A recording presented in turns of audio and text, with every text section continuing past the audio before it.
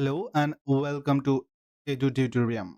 এডুটিউটোরিয়াম চ্যানেলে তোমাদের প্রত্যেককে স্বাগত। আজকে এলপিপিওয়াইকিউ এর কিছু কোশ্চেনস নিয়ে তোমাদের সাথে আমি লিপ্টন। আজকের ফার্স্ট কোশ্চেন দেখো, the direction of force in a current carrying conductor can be determined by using Fleming left hand rule, Faraday's law, Fleming's first rule, Fleming's right hand rule. PYQ questions. তো তোমাদের এই টাইপের questions কিন্তু ভালো করে করে যেতে হবে। এটা করার আগে তোমরা একটুখানি দেখো যে ফ্লেমিং লেফট হ্যান্ড আর ফ্লেমিং রাইট হ্যান্ড রুল দুটো কি? দুটোর ফান্ডাটা একই। শুধুমাত্র একটা জিনিস জেনে রাখো, ফ্লেমিং লেফট হ্যান্ড রুল যেটা আছে সেটা আমরা মোটরের ক্ষেত্রে ব্যবহার করি। মোটর বলতে আমরা কারেন্ট দিচ্ছি, মেকানিক্যাল আউটপুট পাচ্ছি। ঠিক তার উল্টোটা হচ্ছে ফ্লেমিং রাইট হ্যান্ড রুল। এটা আমরা জেনারেটরের ক্ষেত্রে বা টার্বো জেনারেটর বলতে পারো, এইগুলোর ক্ষেত্রে কিন্তু আমরা ব্যবহার করি। এখানে কি পাচ্ছি? আমরা ইনপুটে মেকানিক্যাল এনার্জি দিচ্ছি আর আউটপুটে ইলেকট্রিক্যাল এনার্জি পাচ্ছি। জাস্ট উল্টোটা। তো এইখানে মোটরের ক্ষেত্রে কি পাচ্ছি আমরা? ইলেকট্রিক এনার্জি দিচ্ছি, তার পরিবর্তে আমরা মেকানিক্যাল এনার্জি পাচ্ছি আউটপুট হিসাবে। দেখো এখানে আমরা যদি এই ৩ টে আঙুলকে একে অপরের সাথে যদি 90 ডিগ্রি অ্যাঙ্গেলে রাখি, তাহলে এই যে আমাদের বৃদ্ধাঙ্গুলি বা থাম্ব ফিঙ্গার, এইটা আমাদের মোশন বা ফোর্সকে ডিনোট করে। আর আমাদের তর্জনী বা ফোরে ফিঙ্গার, এটা কি করছে? এটা আমাদের ফিল্ড বা তোমার ফ্লাক্সকে ফ্লাক্সের ডাইরেকশনটাকে ডিনোট করছে। আর আমাদের মিডল ফিঙ্গার বা মধ্যাঙ্গুলি যেটা আছে বা রিং ফিঙ্গার যেটা, সেটা হচ্ছে সরি রিং ফিঙ্গার না, এটা হচ্ছে তোমার মধ্যাঙ্গুলি। তো এইটা আমাদের কারেন্টের ডাইরেকশনকে ডিনোট করছে। জিনিসটা কি? মনে করো এখানে একটা ম্যাগনেট আছে, এটা হচ্ছে নর্থ পোল, এটা হচ্ছে সাউথ পোল। এখন আমরা কি জানি যে ম্যাগনেটের ফ্লাক্স কি হয় যে নর্থ থেকে সাউথের দিকে যাচ্ছে মনে করো। এইদিকে ফ্লাক্সটা যাচ্ছে। মানে ম্যাগনেটিক আবেশটা যাচ্ছে মনে করো। এবার এখানে যদি আমি একটা কয়েলকে কন্ডাক্টিভ কয়েল তামা হতে পারে বা তোমার অ্যালুমিনিয়াম কয়েল হতে পারে। এরকম একটা কয়েলকে যদি রাখি আর এই কয়েলটাকে যদি আমি ঘোরাই, তাহলে পরে এই যে কারেন্ট, এই যে কয়েলটা যদি ঘোরাচ্ছি আমি, তাহলে কারেন্টের ডাইরেকশনটা কোন মুখে হবে? এইদিকে হবে না এইদিকে হবে? এই জিনিসটাকে আইডেন্টিফাই করার জন্য এই দুটো রুল ব্যবহার করা হয়। আশা করি বোঝাতে পারলাম। তো এটার ব্যাপারে ডিটেইলস একটা ভিডিও আমি আনবো, ফ্লেমিং লেফট হ্যান্ড আর রাইট হ্যান্ড রুল। তো আজকে খালি কোয়েশ্চেনস করার মতো খালি বেসিক টুকু তোমাদের সাথে ডিসকাস করব।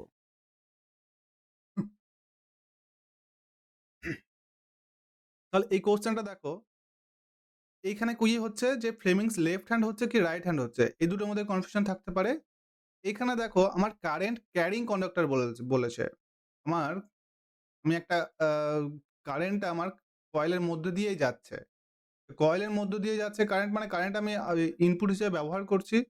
সেই কারণে এইটার সঠিক উত্তর হচ্ছে Fleming left hand rule.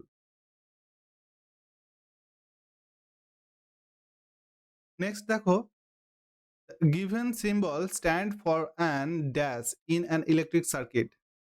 Plug কি? Electric bulb, resistor, battery. এই যে সিম্বলটা, এটা কিসের সিম্বল? এটা আমাদের ইলেকট্রিক বাল্বের সিম্বল। নেক্সট দেখো, if the kinetic energy of a body becomes 256 times its initial value, then the new linear momentum will be same as the initial value, 8 times the initial value, 16 times the initial value, or 32 times the initial value. তাহলে দেখো এটা কি বলেছে? আমাদের kinetic energy এর আগের ক্লাসগুলো যারা দেখেছো তারা জানো কাইনেটিক এনার্জি বা শর্টে আমরা লিখি কি কেই। এটার ফর্মুলাটা কি? এটা লিখি half MV square. Kinetic energy মানে কি? গতিশক্তি। তো এটা হাফ এমভি স্কোয়ার। এখন বলেছে যে আমার ইনিশিয়াল যদি হাফ এমভি স্কোয়ার হয় তো একটা বডি ইনিশিয়াল ভ্যালুর থেকে যখন কাইনেটিক এনার্জি যখন গেইন করছে লিনিয়ার তোমার এর ক্ষেত্রে, ও at the initial at the তোমার ফাইনাল পজিশন বলতে পারো। তো ফাইনাল পজিশন যখন পৌঁছাচ্ছে তখন বলছে এই ইনিশিয়ালের 256 গুণ হচ্ছে। তাহলে মনে করো আমার ইনিশিয়ালে KE1 ছিল আর আমার ফাইনালে কত হচ্ছে? মনে করো এটা KE2, KE2। এখন দেখো কোশ্চেন্সে বলেছে যে এইটা 256 গুণ হবে ফাইনালের। এটা একটু ঠিক করে লিখি। Just hold on. দেখো আমার ইনিশিয়াল ভ্যালু যদি KE1 হয় আর আমার ফাইনাল ভ্যালু যদি KE2 হয়, এক্ষেত্রে বলেছে এই দুটো সমান তখনই হবে যদি এটার সাথে আমি 256 গুণ করি। কোশ্চেনটার মানে তাই। আশা করি তোমরা বুঝতে পারছো। এখন দেখো আমরা কেই মানে কি জানি? কেই মানে জানি হাফ এমভি স্কোয়ার। তাহলে এই সম্পর্কটাকে যদি আমি একটু এক্সপ্যান্ড করি বা একটু বাড়িয়ে লিখি তাহলে হাফ এমভি স্কোয়ার। এখন আমার মাস কিন্তু দুটোর ক্ষেত্রেই সমান হবে। আমার বস্তুর মাস বা ভর যেটা সেটা কিন্তু চেঞ্জ হচ্ছে না। ও ইনিশিয়াল ভ্যালু থেকে ফাইনাল ভ্যালুতে পৌঁছাচ্ছে ওর ভেলোসিটি বা ওর বেগটা বাড়ার কারণে। এটা আমার ফার্স্ট যখন KE1 হচ্ছে তখন আমার এটা V1। আবার যখন ও ফাইনালে পৌঁছালো তখন ওর মাস একই, শুধুমাত্র ওর ভেলোসিটিটা চেঞ্জ হচ্ছে মানে V2। এখন দেখো এই দুটো সম্পর্কের মধ্যে হাফ হাফ ক্যান্সেল আউট হচ্ছে, এম ক্যান্সেল আউট হচ্ছে। এখন আমি যদি এটাকে লিখি V2 বাই V1 এইটা হোল স্কোয়ার সমান 256। এই সম্পর্কটা থেকে পাওয়া যায় এটা। এখন V1 sorry V2 by V1 এটা সমান কত হচ্ছে? রুট 256। রুট 256 মানটা কত? এটা আমরা জানি 16। তাহলে V2 বাই V1 সমান হচ্ছে আমার 16। তাহলে এর ভেলোসিটিটা কত গুণ হচ্ছে? ইনিশিয়াল ভেলোসিটির থেকে 16 গুণ হচ্ছে। এবার লিনিয়ার মোমেন্টামের ফর্মুলাটা কি? এমভি, ভরবেগ। মোমেন্টামটা কিছু না, এটা ভরবেগের ইংলিশ টার্ম। তো ভরবেগ বা এমভি কত গুণ হচ্ছে? এর 16 গুণ। কারণ আমার মাস তো একই, শুধু আমার তোমার ভেলোসিটি দেখো কতটা চেঞ্জ হচ্ছে। ও ইনিশিয়াল ভ্যালু থেকে 16 গুণ বেশি হচ্ছে। তাহলে এটা সঠিক উত্তর কি? Option 3, 16 Times the initial. Okay.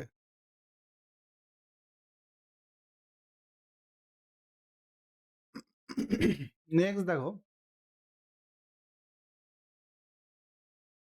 what is the time taken by a 180-meter long train running at 54 kilometre per hour to cross a man standing on a platform? এত মিটার একটি ট্রেন মিটার এত kilometre per hour স্পিডে চলছে, কত সময় লাগবে যদি একটা প্ল্যাটফর্মের লোককে অতিক্রম করে তাহলে?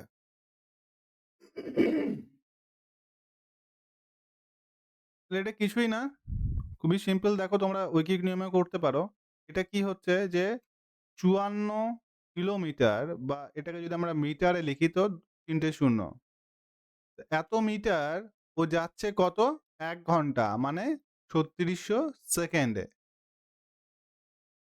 এখন ওর এত মিটার যেতে কত সময় লাগবে? কারণ হচ্ছে প্ল্যাটফর্মে যখন একটা ট্রেন যাচ্ছে, তখন ও একটা লোককে অতিক্রম করা মানে কি? একটা লোককে অতিক্রম করা মানে ওই ট্রেনটাকে নিজের দৈর্ঘ্য যাওয়া।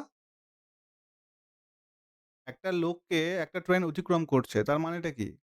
মানে ও ট্রেনটার নিজের দৈর্ঘ্যটাকেই অতিক্রম করছে। সেটাই এখানে। তাহলে ১ মিটারে কত সেকেন্ড যাচ্ছে ও? ১ মিটার যেতে কত সময় নেবে? যদি এই স্পিডে যায় তাহলে এটা বাই ৫৪,০০০। তাহলে ১৮০ মিটার যেতে ও কত সময় নিচ্ছে? ওর নিজের দৈর্ঘ্য যেতে সময় নেবে যেটুকু সেটাই ও অতিক্রম করছে ওই ব্যক্তিটাকে ওই সময়ে। ১৮০ এটা কত হচ্ছে? ৫৪। এটা ক্যালকুলেশন করলে কত হবে? ০, ০ ক্যানসেল আউট। ৩, ১৮ এটা হচ্ছে ১২। তাহলে কত হচ্ছে? ১২ সেকেন্ড। তখন সঠিক উত্তর কি? Option A. নেক্সট দেখো, which of the following causes damage to bridges, iron railing and all objects made of metal? যে আমাদের ব্রিজগুলো যেগুলো মেটালের ব্রিজ, যেটা তোমার আয়রন দিয়ে তৈরি বা অন্য কোনো মেটাল দিয়ে তৈরি, তো সেইটার ড্যামেজ হওয়ার পিছনে কারণটা কি? corrosion, rancidity, acidity, reduction। তো আমাদের corrosion বা জং লাগার কারণে এটা নষ্ট হয়ে যেতে পারে। সঠিক উত্তর অপশন এ। rancidityটা কি? rancidity তোমার হচ্ছে যে আমি যদি কোনো অয়েল বা ফ্যাট জাতীয় কোনো জিনিসকে যদি খোলাতে দীর্ঘদিন রেখে দিই, তাহলে জিনিসটা কি হবে? পচে যাবে। পচে দুর্গন্ধযুক্ত হয়ে যাবে। সেটাকেই বলছে rancidity। অ্যাসিডিটিটা জানোই যে অ্যাসিডিটির কারণে হতে পারে। কিন্তু অ্যাসিডিটি খুব কম। আমাদের এখানে যদি অ্যাসিড বৃষ্টি হয় তো সেক্ষেত্রে হয়তো ওটা ড্যামেজ হবে। কিন্তু আমাদের তো এদিকে হয় না বা এখনো পৃথিবীতে সেরকম হয় না। তো এইটার অপশনটা ঠিক নয়। আমার সঠিক উত্তর corrosion বা জং লাগার কারণে হয়। ওইজন্য দেখবে তোমরা একটা সাদা রঙের প্রলেপ দিয়ে এই ব্রিজগুলোকে রং করা হয়। যাতে তাড়াতাড়ি ড্যামেজ না হয়। নেক্সট দেখো, identify the one that is not a class 1 lever. Class 1 lever নয় কোনটি? টায়ার, সিজার, সিস, নাট ক্র্যাকার। লিভার জিনিসটা কি? লিভার হচ্ছে, মনে করো একটা শক্ত সোজা কোনো আ দণ্ড। শক্ত সোজা হতে পারে, বাঁকা হতে পারে বা সোজা একটা শক্ত দণ্ড। এই জিনিসটা যদি একটা বিন্দু বা আলম্ব, মনে করো এখানে হতে পারে আলম্বটা, এখানে হতে পারে। এইটাকে ঘিরে এই পুরো বিন্দুটা, এই পুরো দণ্ডটা কিন্তু ঘুরতে পারে। ফ্রিলি ঘুরতে পারে। মানে এই বিন্দুটাকে কেন্দ্র করে এখান থেকে নড়াচড়া হয় উপর নিচে নড়াচড়া করছে বা সাইডে নড়াচড়া করছে। এই জিনিসটাই হচ্ছে লিভার, আর কিছু না। তো এটা ক্লাস 1 লিভার নয় কি? এবার ক্লাস 1 লিভারটা কি? ক্লাস 1 লিভারটা হচ্ছে এটা তোমার নেক্সট ব্ল্যাঙ্কে একটু বুঝিয়ে দিই। দেখো, এইখানে ৩ টে জিনিস বলছি আমি। ফার্স্ট, সেকেন্ড, আরেকটা হচ্ছে থার্ড। ৩ টে লিভার আমাদের। কি করে বুঝবো? মনে কর কি বললাম যে লিভারটা হচ্ছে একটা দণ্ড যেটা একটা বিন্দুকে কেন্দ্র করে বা বিন্দুর উপর থেকে ও কিন্তু ফ্রিলি মুভ করতে পারে, ঘোরাফেরা করতে পারে। তো ফার্স্ট লিভারটা বলছে আমার বিন্দুটা যেই আলম্ব বা বিন্দু যেটা, সেইটা এই দণ্ডের মাঝামাঝি জায়গায় হবে। আর দণ্ডের এক পাশে আমার ওয়েট থাকবে বা ভার থাকবে, আর এক পাশে আমি বল দেব। এটা বল দেব।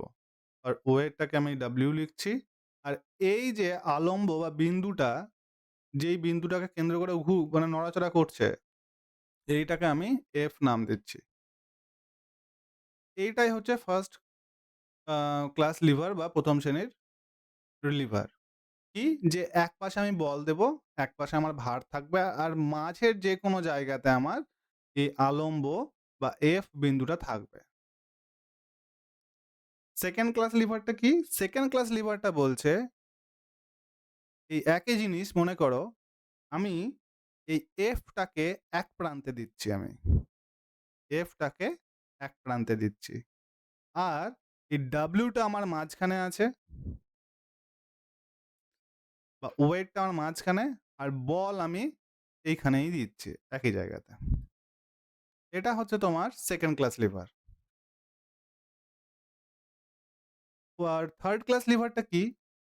থার্ড ক্লাস লিভারে দেখো এখানে F টা আমার এখানেই থাকছে। আলম্ব আমার একই জায়গাতে একটা ধারেই আছে। এবার এই ওয়েটটাকে আমি মাঝখানে না রেখে এইখানে লাস্টে রাখলাম। আর এইখানে হাত দিয়ে তুলছি বা আমি এইখানে বল দিচ্ছি। তাহলে বোঝা গেল, দেখো W টা চেঞ্জ হচ্ছে। ফার্স্ট ক্লাসে দেখো একদম গোড়াতে W এর পাশে হচ্ছে আলম্ব বিন্দুটা। সেকেন্ড ক্লাসে দেখো W টা মাঝে আছে। আর থার্ড ক্লাসে দেখো W টা একদম ধারে আছে। খালি W টা দেখো এইভাবে করে আসছে। এটাই হচ্ছে তোমার কি লিভার। লিভারের পুরো বিষয়। এখন এটা সম্পর্কে এই লিভার জিনিসটা একটু ব্রড টপিক। এটার জন্য আমি ডেডিকেটেড ভিডিও একটা নিয়ে আসবো। তো এখন এইটুকুই দেখো যে এইটা কিন্তু আমাদের এই জিনিসটা কোথায় দেখো তোমরা? এটা তোমরা দেখতে পাবে কল, চাপা কল, হ্যাঁ? এখন চাপা কল তোমরা দেখতে পাবে। তাছাড়া তোমার আমরা যদি ইয়ে করি, আ তোমার ধরো কোনো একটা শক্ত জিনিসকে এখানে নিচে একটা কাঠ বা কিছু রেখে এই জিনিসটাকে এরকম করে নিয়ে এখানে ধরো শক্ত জিনিসটা আছে। তো এটা কাঠ বা নিচে রাখলাম। যেমনভাবে পোল তোলে, হ্যাঁ? পোল খুঁটি তোমরা দেখেছো? রাস্তায় যে পিসিসি পোল, হ্যাঁ, আরসিসি পোলগুলো যেগুলো আছে। আরসি বা পিসিসি পোল বা রেল পোল যেগুলো আছে সেগুলোকে দেখবে মিস্ত্রিরা কি করে তোলে, শাবলটাকে ভরে মাঝখানে একটা এরকম কাঠের মতো বা কিছু একটা ইট জাতীয় শক্ত কিছু দেয়।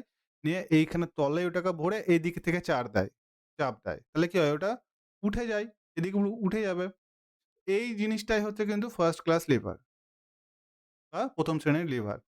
এখন আমাদের কোয়েশ্চেনটাতে বলেছে কি যে ফার্স্ট ক্লাস লিভার নয় বলেছে। এখানে দেখো তাহলে ফার্স্ট ক্লাস লিভার নয় কি? এখানে দেখো নাট ক্র্যাকার বা যেগুলোতে আমরা নাট ভাঙি বা ওই, হ্যাঁ, নাট ক্র্যাকার জিনিসটা কি? এই যে তোমার বিভিন্ন রকম সুপারি বা এই ধরনের নাট জাতীয় বা তোমার পিনাটস, হ্যাঁ? এই যে এগুলোকে যেগুলো আ অনেকটা কাঁইচির মতো দেখতে জিনিসটা। তো এটা হচ্ছে আমাদের কি ফার্স্ট ক্লাস লিভার নয়। ছবিটা দেখলে তোমরা বুঝতে পারবে। আচ্ছা, এই দেখো এই জিনিসটা। এটা হচ্ছে নাট ক্র্যাকার।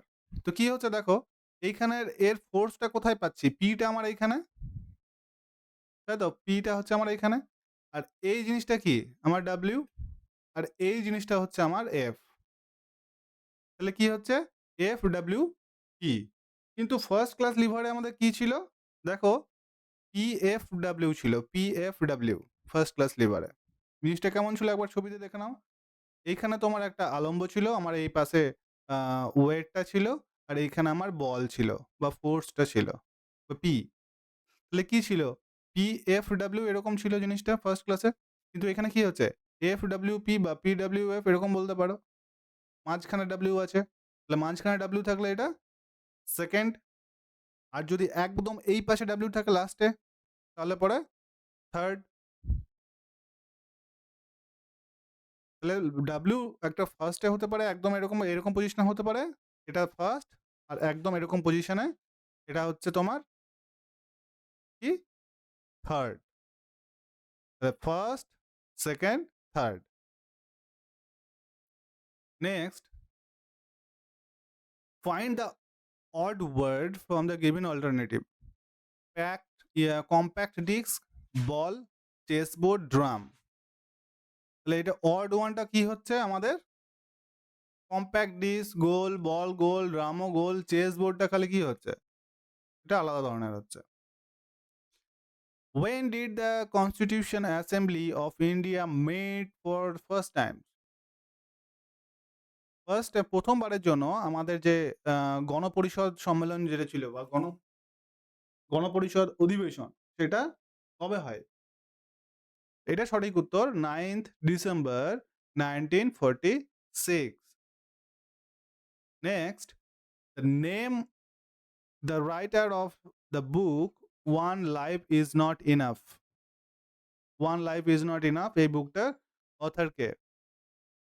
মণিশঙ্কর আইয়ার, শশী থারুর, নটওয়ার সিং, করণ সিং। তো এটা সঠিক উত্তর আমাদের কি? Natwar Singh. Next, the relative density of gold is 19.3. The density of SI unit is, relative density বলেছে আমাকে গোল্ডের ডেনসিটি, অ্যাকচুয়াল ডেনসিটি বের করতে হবে। তো তো রিলেটিভ ডেনসিটিটা কি? বা আপেক্ষিক ঘনত্ব, রিলেটিভ ডেনসিটি। আমার সিস্টেমের কারণে লেখাটা একটুখানি হয়ে যাচ্ছে। তো নতুন সিস্টেম আসলে পরে তো এটা আর হবে না। লেখাটা এরকমটা সুন্দর হবে। দেখো, রিলেটিভ ডেনসিটি হচ্ছে আমার একটা স্যাম্পল বা তোমার যে জিনিসটাকে আমি আ মেজার করতে চাই আর কিসের সাপেক্ষে করছি বা একটা রেফারেন্স এর সাপেক্ষে করছি, তাই তো?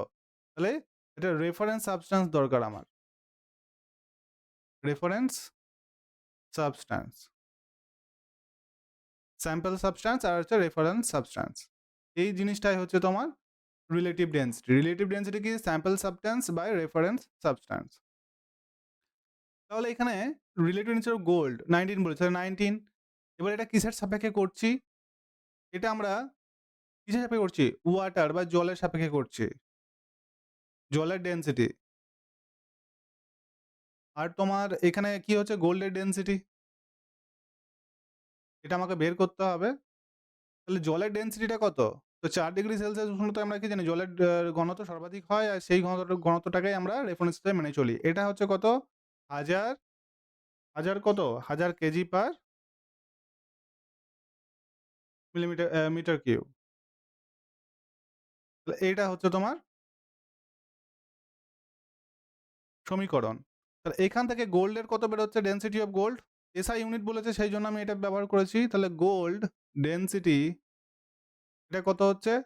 19 into 19.3 sorry 19.3 into 10 to the এই ১০০০ টাকে আমি 10 টু the power 3 লিখতে পারি। কোন সমস্যা নাই। তো আমার কি দাঁড়াচ্ছে? KG per metre cube. তাহলে কত হচ্ছে?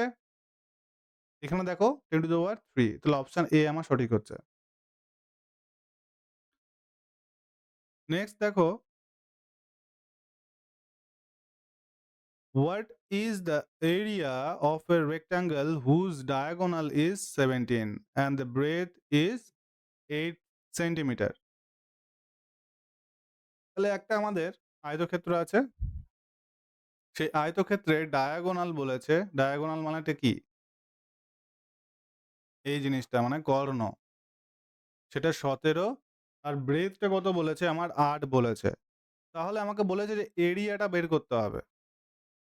তো আমি যদি শুধু এইটুকুকে দেখি তাহলে এটা একটা আমার সমকোণী ত্রিভুজ হচ্ছে। এইখান থেকে আমরা মনে করো এটা এক্স ধরে নিলাম এই দৈর্ঘ্যটা।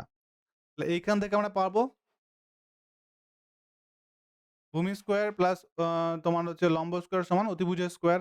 এই ফর্মুলাটা থেকে পিথাগোরাস। এইখান থেকে আমরা এইটা পাচ্ছি। এইখান থেকে এক্স কত হচ্ছে? এক্স মানে হচ্ছে ৬৪ প্লাস এখানে কত হচ্ছে? ১৭, ১৭, ২৮৯। এইখান থেকে এক্স স্কোয়ারের মান কত হচ্ছে? ২৮৯ মাইনাস ৬৪ মানে হচ্ছে কত? ৫, ২, ২, ২২৫। তাহলে এক্স মানে কত? Root of ২২৫। এটা মানে কত? ১৫। তাহলে এটার মান কত পেলাম আমি? ১৫। তাহলে এবার এরিয়া কত হবে? এরিয়া মানে কি? দৈর্ঘ্য এই পুরোটার এরিয়া। দৈর্ঘ্য গুণিত প্রস্থ। তাহলে দৈর্ঘ্য আমার হচ্ছে এখানে দেখো ওদিকে হচ্ছে না লেখাটা। দৈর্ঘ্য হচ্ছে ১৫, প্রস্থ হচ্ছে ৮। তাহলে কত হচ্ছে? ১২০। সঠিক উত্তর আমার অপশন ১। নেক্সট 3 রেজিস্টার কত ওহম বলেছে? 9 ohm, 9 ohm and X ohm are connected in parallel. The total resistance of this parallel combination is 3 ohm. Find the unknown resistance X. তাহলে ৩ টে রেজিস্ট্যান্স আছে। ৩ টে রেজিস্ট্যান্স প্যারালালি কানেক্টেড আছে। একটা resistance, এটা দ্বিতীয়টা, আর একটা হচ্ছে এক্স মনে করো যেটা থার্ড যেটা বলেছে। তাহলে এইটা ৩ টে কানেক্টেড আছে প্যারালালি। তো প্যারালাল কানেকশনের কি নিয়ম? শর্ট করে একবার দেখে নাও। এই দেখো যদি দুটো রেজিস্ট্যান্স আমার প্যারালালি কানেক্টেড থাকে সেক্ষেত্রে আমার কি হবে? মনে করো এটা R1 এটা R2। এটার এক্সপ্লেনেশন যদি চাও আলাদা করে যে কেন এটা এরকম হচ্ছে তো সেটারও করা যেতে পারে, সেটা অন্য ভিডিওতে করা যাবে। কিন্তু এখানে বললে পরে অনেকটা লেন্দি হয়ে যাবে। তো দেখো এখানে এই দুটো যদি আমার প্যারালাল কানেক্টেড থাকে, সেক্ষেত্রে আমার ইকুইভ্যালেন্ট রেজিস্ট্যান্সটা কি হবে? এরকম যদি থাকে তাহলে আমার এটা কি হবে? R1 into R2 by R1 plus R2, এটা হচ্ছে ফর্মুলা। তো আমরা দুটো করে আগাই। এবার এই দুটোর মধ্যে তাহলে কত হচ্ছে? কম্বিনেশন যদি করি আমি এই দুটোর মধ্যে, এই দুটোর মধ্যে কম্বিনেশনে হচ্ছে দেখো 9 ইনটু 9 প্লাস 9 প্লাস 9। ঠিক এই জিনিসটাই কিন্তু এখানে লাগালাম। এই দুটো মনে করো এটা এক্সটা এখন নেই, আমার শুধুমাত্র এইটা আছে। সেক্ষেত্রে কি R1 R2 R1 plus R2 এটা। তাহলে এখানে কত হচ্ছে? 81/18, 81/18। এটা কাটাকুটি করলে কত হবে? ওপরে তোমার 9, নিচে তোমার 2। আমি যদি 9 দিয়ে কাটাকুটি করি তাহলে 9/2। এখন এটার কি দাঁড়ালো তাহলে? এটার ইকুইভ্যালেন্ট কি দাঁড়ালো দেখে নাও। মনে করো এই রেজিস্ট্যান্সটা হলো, তারপর আবার এরকম একটা হলো। এই রেজিস্ট্যান্সে হচ্ছে এই দুটোর ইকুইভ্যালেন্ট 9/2, আর এইটা হচ্ছে এক্স। এখন এই দুটোর মধ্যে ইকুইভ্যালেন্ট হচ্ছে, এই দুটোর মধ্যে ইকুইভ্যালেন্ট, সেইটাই হচ্ছে তোমার কত? 3 ওহম। তাহলে বেশ খুব সুন্দর, এখান থেকে এটা করে নেব। তাহলে 9/2 into x by 9/2 plus x, এটা মানে হচ্ছে তোমার 3। এবার এটা ক্যালকুলেশন করলেই হয়ে গেল তোমার answer.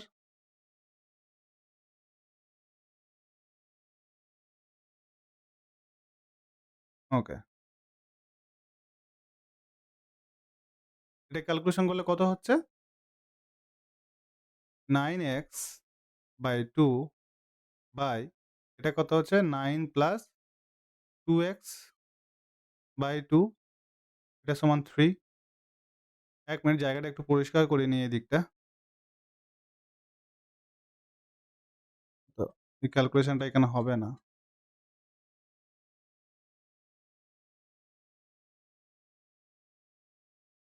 Just hold a second.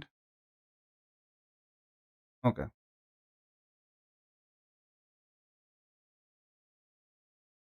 এখন দেখো এই 2 আর এই 2 ক্যানসেল আউট হয়, তাই তো? তাহলে কি হচ্ছে? 9x by 9 plus 2x equal to 3। এটার সমান কত হচ্ছে? 9x প্লাস এটা যদি উপর 3 এর সাথে এটা গুণ হবে, তাহলে 3 9 27 প্লাস 3 দুগুণে 6x। তাহলে এখানে কত হচ্ছে? 6x টা এদিকে আসলে পরে 3x হয়ে যাবে, এটা সমান 27। তাহলে x সমান হচ্ছে 3। এটা হচ্ছে x এর মান। তাহলে কি হচ্ছে? অপশন 3। নেক্সট দেখো, actual weight of a person is determined by his mass and weight, mass and acceleration due to gravity।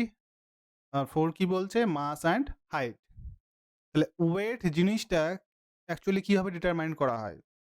তাহলে ডাব্লিউ বা ওয়েট আমরা কি জানি? mg।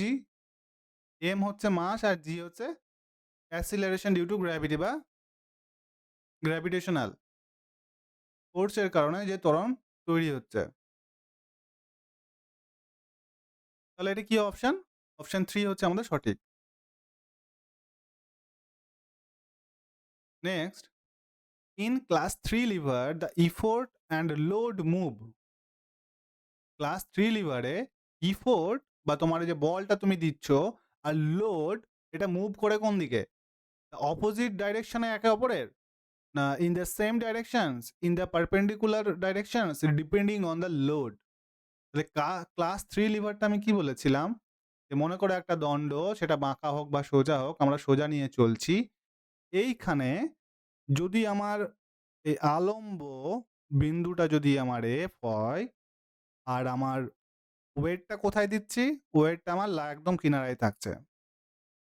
আর আমি এই মাঝে ফোর্স প্রয়োগ করছি বা বল প্রয়োগ করছি।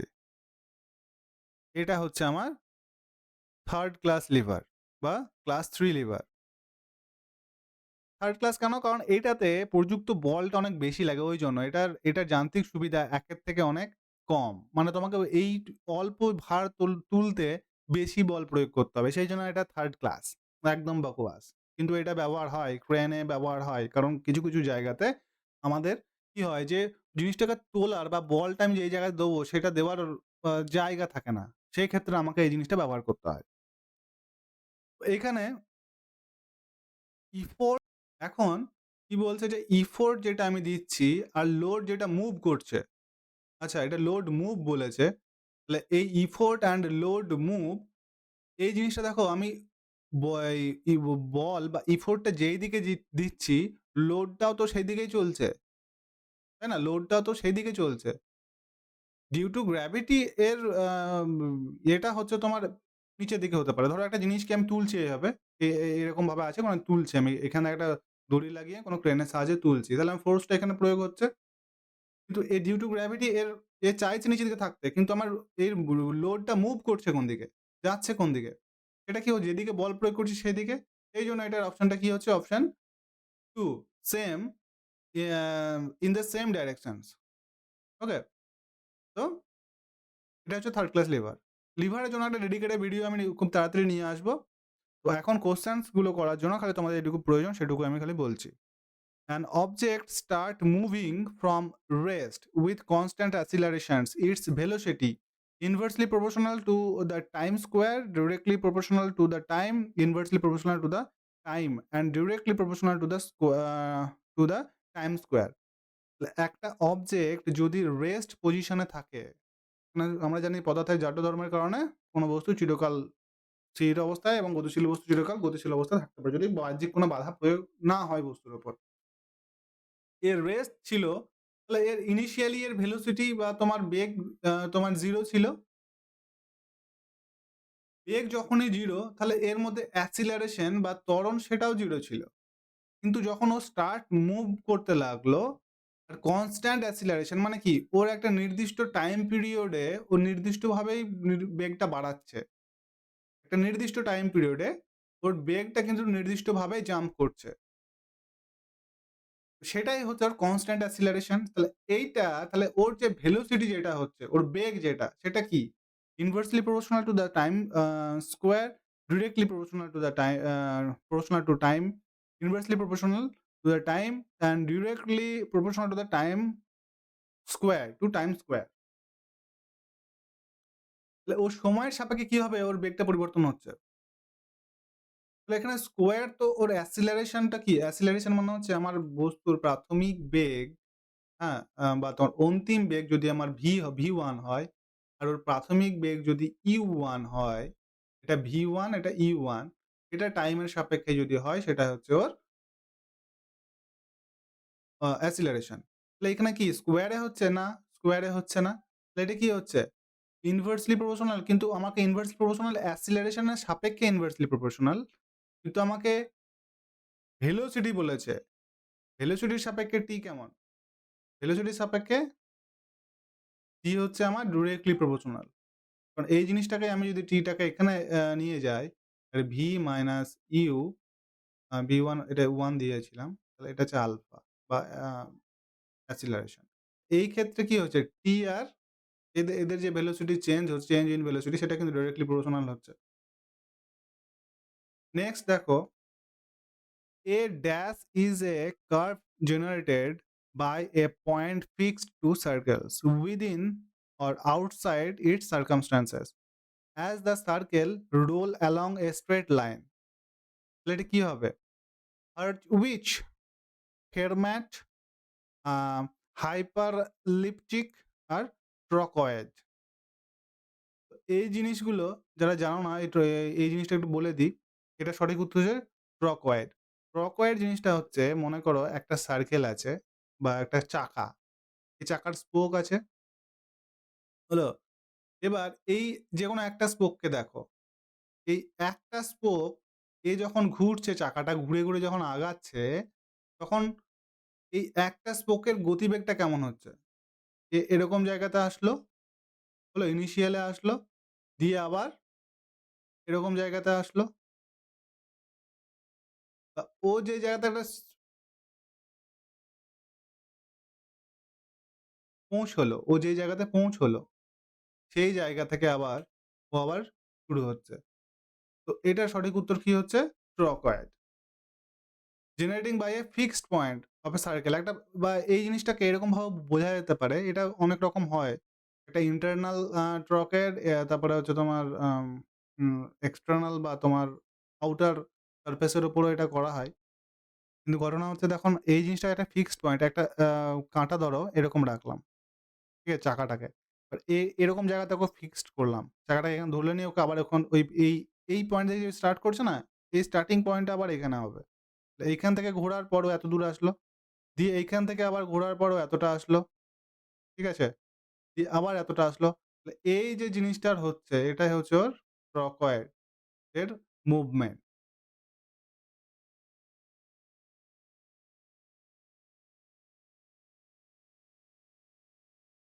তো এটার সঠিক উত্তর অপশন 4। নেক্সট দেখো কি বলেছে? "The boiling and freezing point of a water are exactly dash degree apart on the Fahrenheit scale." তাহলে এই যে জলের বয়েলিং পয়েন্ট, বয়েলিং পয়েন্ট আর তোমার বয়েলিং পয়েন্ট আর হচ্ছে তোমার ফ্রিজিং পয়েন্ট, ফ্রিজিং পয়েন্ট। এই দুটো সেলসিয়াস স্কেলে কত ডিগ্রি হয়? বয়েলিং পয়েন্ট আমার ১০০ ডিগ্রিতে জল ফুটতে শুরু করে। আর ফ্রিজিং পয়েন্ট কত? 0 ডিগ্রি সেলসিয়াস। এটায় ফারেনহাইট স্কেলে কত ডিগ্রি অ্যাপারেট থাকে? তাহলে ফারেনহাইট স্কেলে কত হয়? ফারেনহাইট স্কেলে ৩২ থেকে ১৮০ তাহলে এটা কত? ১৮০ ডিগ্রি অ্যাপারেটে থাকে। মানে ১ ঘর সমান যদি ১ ডিগ্রি হয় সেলসিয়াস স্কেলে, তো ওখানে কটা ঘর থাকবে? ওখানে ১০০ টাই ঘর আছে। কিন্তু শুরু হচ্ছে কত? ৩২ এ আর হচ্ছে তোমার আ ১৮০ তে। তাহলে ওর কত ডিগ্রি অ্যাপারেটে ফারেনহাইট স্কেলে জলটা ফুটবে? ১০০ ডিগ্রিতে ফুটছে, সেখানে ফারেনহাইটে কত? ১৮০ ডিগ্রি। তো নেক্সট কোয়েশ্চেন দেখো, এটা কি বলেছে? Al Haram Mosque is the largest mosque in the world. It is situated in largest আমাদের বা ওই মসজিদ কোথায় আছে? মক্কাতে আছে। নেক্সট কোয়েশ্চেন দেখো, two registers, one of 12 ohm and other is 24 ohms are connected in parallel. The combination is connected in series with 22 ohms resistors and a battery 12 volt. The connected current in 24 ohm resistors is, দেখো এই জিনিসটা করার সময় কি হবে? আমার ফিগারটা কেমন হচ্ছে? আমার দুটো রেজিস্টার আছে। একটা ১২ ওহমের আরেকটা কথা হচ্ছে ২৪ ওহমের। এই দুটো প্যারালালি কানেক্টেড আছে। এই দুটো আমার প্যারালালি কানেক্টেড আছে। একটা ১২ ওহম, একটা ২৪ ওহম। ১২ ওহম, একটা ২৪ ওহম। এখন বলেছে এই দুটোর কম্বিনেশন কানেক্টেড আছে কত? ২২ ওহম একটা রেজিস্ট্যান্স এর সাথে যেটা সিরিজে আছে। এটা ২২ ওহম। আর এই টোটালটা একটা ১২ ভোল্ট ব্যাটারির সাথে কানেক্টেড আছে। একটা ১২ ভোল্ট ব্যাটারির সাথে কানেক্টেড আছে এরকম। এখন কি বলেছে? যে আমার এই ২৪ ওহম রেজিস্ট্যান্স যেটা আছে এটার মধ্য দিয়ে কারেন্ট কত যাচ্ছে? এটার মধ্য দিয়ে কারেন্ট কত যাচ্ছে এটা বের করতে হবে। তো দেখো এটা ভেরি ইজি। কি হচ্ছে? আমার টোটাল কারেন্ট একটা ধরে নাও। এখানে টোটাল কারেন্ট আমার I যাচ্ছে। এই কারেন্টটাই এখানে যাচ্ছে I। এবার এই কারেন্টটাই কিন্তু এদিকে ২ দিকে ডিভাইড হচ্ছে। একটা I1 হচ্ছে, একটা I2 হচ্ছে মনে করি। এখন দেখো আম এটার আগে একটা জিনিস করি যে তোমার টোটাল আ রেজিস্ট্যান্স টা কত? ইকুইভ্যালেন্ট রেজিস্ট্যান্স টা কত হচ্ছে? এটা ২ রকম ওয়েতে করা যেতে পারে। ঠিক আছে? তার আগে কিন্তু তোমাকে টোটাল ইকুইভ্যালেন্ট রেজিস্ট্যান্স টা বের করে নিতেই হবে। কিন্তু ইকুইভ্যালেন্ট রেজিস্ট্যান্স দেখো কত হচ্ছে? তাহলে এটা হচ্ছে কত? ১২ প্যারালাল আছে ২৪ এর সাথে। এই দুটোর কম্বিনেশনের সাথে এই ২২ টা সিরিজে আছে। এই ইকুয়েশন থেকে আমি ইকুইভ্যালেন্ট রেজিস্ট্যান্স এটা ভাবে পাই। কি করে পাই? দেখো এই দুটো প্যারালাল হওয়ার পর ইকুইভ্যালেন্ট যে রেজিস্ট্যান্সটা পাবো তার সাথে এটা সিরিজে আছে। সেই জিনিসটা এখানে লিখলাম। ভেরি ইজি, এটা ক্যালকুলেশনটা করলে কত হবে? ১২, ২৪, এটা ১২ প্লাস ২৪ প্লাস ২২। এটা ক্যালকুলেশন করলে কত হচ্ছে? ১২ ইন্টু ২৪/৩৬ প্লাস ২২। এটা কাটাকুটি করলে ৩ বারং ৩৬, ৩ ৮ এ 24 তাহলে কত হচ্ছে 30, তাই তো? ইকুইভ্যালেন্ট এখানে আচ্ছা এটা কাজ করছে না এখানে। তাহলে 30 ওহম। ইকুইভ্যালেন্ট রেজিস্ট্যান্স কত বেরোলো? 30 ওহম। তাহলে আমার এই টোটালটা যদি মনে করো এই 12 ভোল্টের সাথে কত ওহম কানেক্টেড আছে? 30 ওহম কানেক্টেড আছে। তাহলে এই 12 ভোল্ট ব্যাটারি থেকে কারেন্ট কতটা বেরোচ্ছে? তাহলে ওহমস ল তে আমরা কি জানি? V equal to IR। তাহলে I ইকুয়াল টু কি হবে? V/R। তাহলে আমার এখানে কত? ভোল্টেজ 12, আমার টোটাল রেজিস্ট্যান্সটা কত হয়েছে ইকুইভ্যালেন্ট? 30। তাহলে এই জিনিসটা হচ্ছিল। এটুকু বোঝা গেল কি না?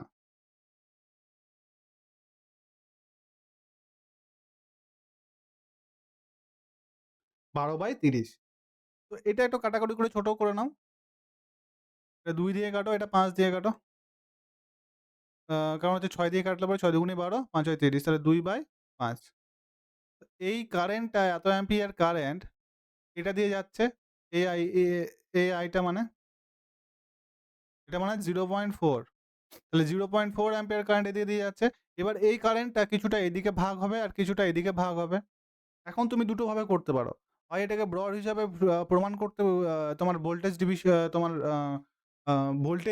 ডিভিশন দিয়ে করতে পারো যে টোটাল ভোল্টেজ কত হচ্ছে সেটার সাথে ইকুইভ্যালেন্ট করে। তাছাড়া এটা তুমি কারেন্ট ডিভিশন রুল দিয়েও ইজিলি করতে পারো। রুলটা কি? দেখো কারেন্ট এইখানে যেই কারেন্টটা যাচ্ছে এই 0.4 অ্যাম্পিয়ার 0.4 অ্যাম্পিয়ার যে কারেন্টটা যাচ্ছে, এই কারেন্টটা কিন্তু এদিকে ভাগ হলো কিছু, এদিকে ভাগ হলো কিছু। আবার শেষে বেরোনোর সময় কিন্তু আবার দুটো যোগ হয়ে 0.4 অ্যাম্পিয়ারই যাবে, বেরোবে। তাহলে কি হচ্ছে? আমার এইখানে কারেন্ট ডিভিশন রুলস যদি আমি লাগাই according to current division rule, CTR current division rule, এইটা থেকে ইজিলি আমরা করতে পারবো কি? কারেন্ট ডিভিশন রুল থেকে দেখো, কারেন্ট ডিভিশন রুলটা কি? যদি আমার এটাতে কারেন্টটা বের করতে বলে মানে I2 বের করতে বলে, এক্ষেত্রে কি হবে? আমার I এর সাথে টোটাল কারের সাথে এটা ছাড়া কোন এই আমাকে বের করতে হবে এই রেজিস্ট্যান্স এর উপর। তাহলে এইটা ছাড়া কোন রেজিস্ট্যান্স পড়ে আছে? 12, তাই তো? এবার এই দুটোর যোগফল। এটা হচ্ছে কারেন্ট ডিভিশন রুল। যেই রেজিস্ট্যান্সে আমার কারেন্টটা মানে কারেন্ট প্রবাহটা বের করতে হবে, সেটা বাদে যে রেজিস্ট্যান্স আছে সেটা মাথায় বসবে আর এই দুটোর টোটালটা নিচে বসবে। তাহলে এটা কত হচ্ছে? এটা হচ্ছে তোমার 0.4 বাই এটাকে লেখো 2/5। আমি ডাইরেক্ট লিখে দিচ্ছি। এখন কত হবে ক্যালকুলেশন করলে? 2/5, 2/5 এটা করলে কত হয়? 32, সরি 12 বাই এটা কত হচ্ছে? 24, 36 হচ্ছে। তাহলে ক্যালকুলেশন করো। 3 দিয়ে কাটাকাটি হবে। তাহলে কত হচ্ছে? 2/15, 2/15। এটা কিন্তু কারেন্ট ডিভিশন রুল। সিটিআর তারপরে ডিভিশন দিয়ে লিখলাম শর্টকাটে। তাহলে এটা কত হচ্ছে? 2/15 ওহম। এই অ্যাম্পিয়ার সরি। এইটা কিন্তু যাচ্ছে এদিকে। এটা অন্যভাবে প্রমাণ করা যায় এই কারেন্ট ডিভিশন রুলস না লাগিয়ে। তো thank you so much friends. আজকে এই অবধি থাক। আ নেক্সট ক্লাসে তোমার সঙ্গে দেখা হচ্ছে। আর নেক্সট ক্লাস এএলপির পিওয়াইকিউ নিয়ে আলোচনা করব। তো ক্লাস কেমন লাগছে তোমরা জানিও। Thank you so much for watching. Have a good day.